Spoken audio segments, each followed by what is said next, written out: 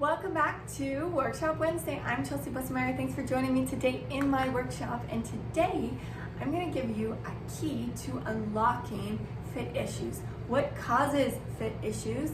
How to identify the key to the issue that you're having. And when you know what the cause is, then you'll be better able to rectify it or get that fit back on track. I always teach my private students the 3 pillars of fit. Fit can be broken down into 3 pillars, and if you have all of them together, you'll love the fit of your garment. So the 3 pillars are physical fit. You have to be able to physically get into the garment. Proportional fit, the proportions have to be on track. Your bust needs to be at bust height. The waist needs to be at waist height. And then your personal preference in fit and style.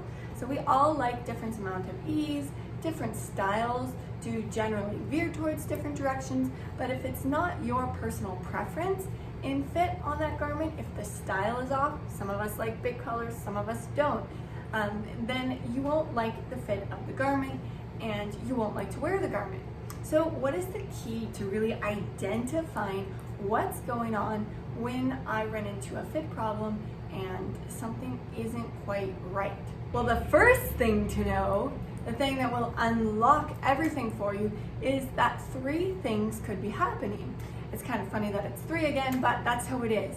So you either don't have enough fullness, there's not enough fabric somewhere that's causing it to pull, drag lines, be uncomfortable, or you have too much fabric. It can again be kind of causing buckling, drag lines, too much fabric, or just too roomy. Or the fabric isn't in the right place. The fullness isn't in the right place. This is true for full bust. If you have all of the extra material you need for that full bust circumference in the side seam, yet the material itself doesn't have very much stretch, or even sometimes in a t-shirt and you have a really full bust, it might be better to have a dart. This will help bring that fullness to the front area where your bust actually is. So if the fullness isn't in the right spot, then it will also be off. And that is maybe the trickiest one to figure out where exactly you need to bring the fullness when identifying a drag line or a fit issue.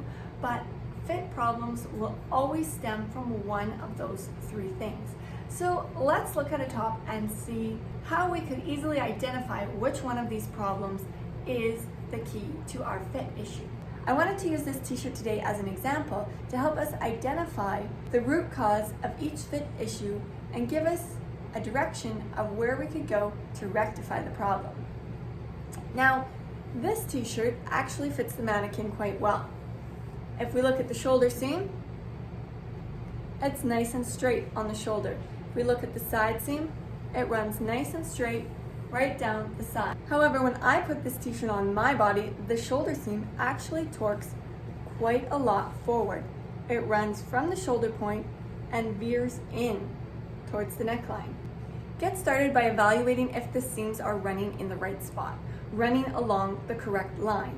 If they're twisted, torqued, pulled forwards, twisted back, or like in the case of the shoulder seam for me is pulled forward, this could have 2 indicators. This could be not enough material in the bust, which for me probably isn't the case due to my small bust, or it could be too much material in the back. If I pinch it here on the shoulder, right by the neckline, and in this case, just on the back panel, because I want to straighten out the shoulder seam, does this adjustment fit my body better? Then you've got the key. In my case, this is what needs to occur. The back panel is simply a little bit too long. Oftentimes on the shoulders, we will adjust symmetrically, both front and back, but it's not always the case. Evaluating how your seams are running will help you figure out where and how much you need to either add or remove. If this was a case of the full bust and I pinched it to pull it back, then everything would probably get tighter in the front. It might even creep up and get a little too short. So that would be a great indicator that we're dealing with not enough material here. To check if that would solve the problem, opening up the shoulder seam and letting everything slide and relax back to where it would be comfortable would be the perfect way to double check if that really is the cause before I do an adjustment. The same is true on the side seam. Once again, we have a side seam running really nice and parallel. But if we had bunching happening on the back and our side seam was veering towards the back, then that would be a really good indicator that we don't have enough fullness kind of in the hem across the back of the panel. Letting it out on the side, opening it up and letting the front relax back down straight, the back drop down nice and smooth, and taking the measurement from how much extra width do we need on the back panel would let us know what type of adjustment we need to make next time we cut out this garment on the pattern. That extra fullness that we would need on just the back piece. If the hemline was just too tight in general, we had maybe fuller hips, fuller tummy, maybe just fuller all the way around the bottom than the actual pattern is. When we would open up the side seam, both panels would start to flare. You'd have an even V, an even opening of both the front and the back. That would be a great indication that you would want to add some material to both the front and the back, flaring out as you go down to the hem. Now, if the design you're working with, the pattern you're working with has darts, for example, evaluating where do the darts end in relation to my bust. You want the darts to end right below the bust. You don't want them going over top and ending. That would indicate that the bust line in the pattern is sitting too high for your bust.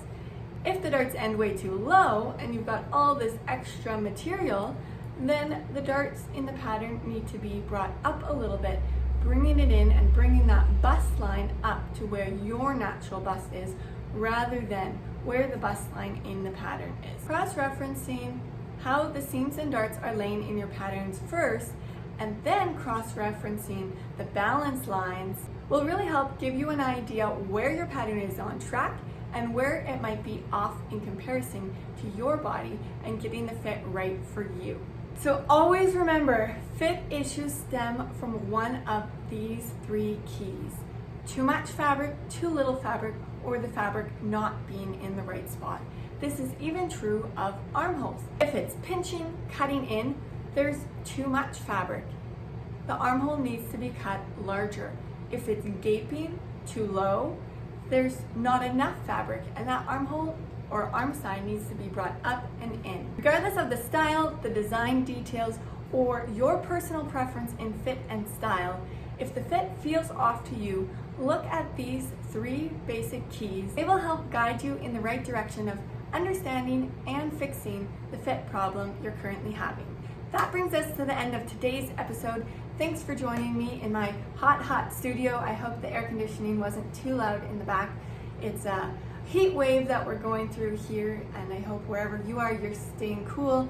I know not all of us are experiencing summer. Some of my private students are in Australia in winter right now, but today we are experiencing a crazy heat wave. The air conditioning can't even keep up. That's why I'm joining you today in my little top and t-shirts, just trying to beat the heat. Thanks for joining me once again today, and we'll see you next week on Workshop Wednesday.